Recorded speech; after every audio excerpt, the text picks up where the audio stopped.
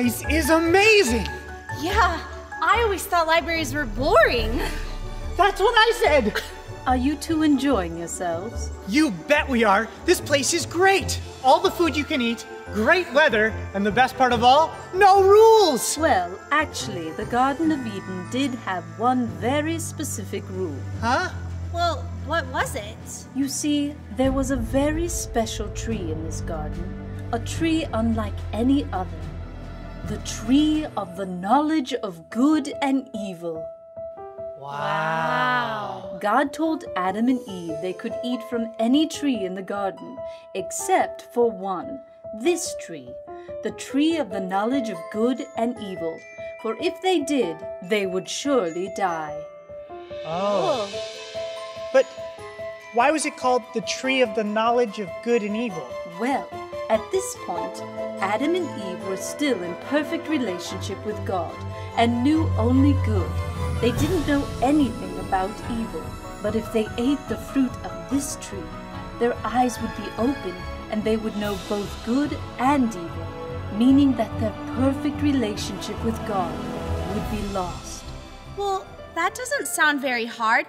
I mean, if this is the only tree they couldn't eat from, there must be thousands of other great trees to get fruit from. Indeed, there are, but there was someone else in the garden, someone who really wanted them to break the rules, the serpent. Serpent? You mean like a snake? Yes, Theo, though not just a snake. You may have heard this person called by other names, the devil or Satan. He is purely evil and hates both God and people. In the garden, he took the form of a snake in order to trick Adam and Eve into breaking the rules.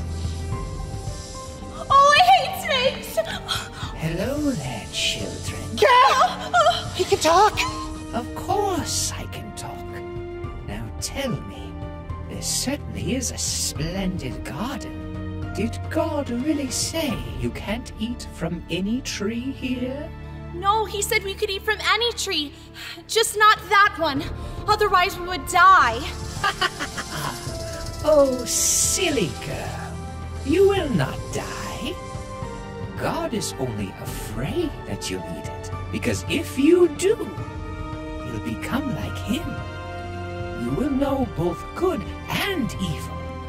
Wouldn't you like to be like God? That fruit does look really fruity. My mouth is watering just looking at it.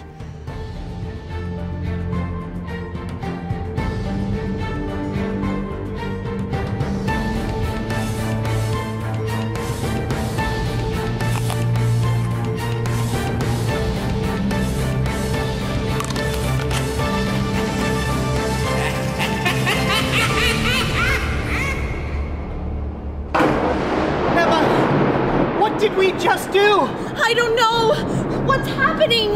Don't you get it? We had one rule in the garden. One! And we just broke it! What if God saw us? Oh, I don't want to find out. Come on, let's get out of here.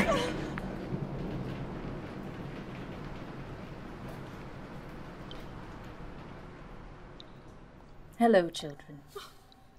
Theology. We didn't know. It was the snake. He lied to us. I know all about it, children. You made the same mistake Adam and Eve did so many years ago. You were tempted by the serpent and ate the forbidden fruit. When they disobeyed God, they committed the first sin, breaking the perfect relationship between humanity and God forever. But wait, didn't God say that if we ate from the tree we would die? We're still alive. Yes, physically you are very much alive, as were Adam and Eve. What they experienced was a spiritual death, separation from God. Wait.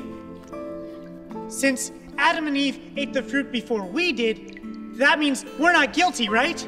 Oh, you two were guilty far before you entered this garden. You see, when Adam and Eve sinned, they brought sin into the whole world. Creation would never be the same, and every human being from that point forward was born with sin in their hearts. Wait, even us? Yes, Theo. Romans 5:12 says, "Therefore, Just as sin entered the world through one man, and death through sin, in this way death spread to all men, because all sinned. But what about the garden? Can we still stay here? I'm sorry, Emma, but no. After Adam and Eve sinned, they had to leave the garden. Instead of living off the fruits of the trees, they now had to plow the soil and grow their own food, as we still do today. Huh. I never knew about that. But can we ever go back? That remains to be seen, Emma. The real question is, can the separation between God and man ever be healed? I sure hope so. But he already gave us a chance in the garden, and we blew it. There was only something we could do. Like build a really tall tower to reach God. I'm sorry, Emma. It doesn't work that way. There's nothing that we ourselves can do to heal the relationship between us and God. Whatever happens, any hope for redemption will need to come from God to us. I don't know.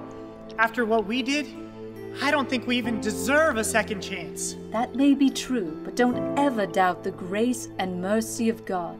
True, He is a God of justice and fairness, but He is also full of love and compassion. Now, it's time to say goodbye to this place. This place was so beautiful. I really hope we get to come back someday. Me too.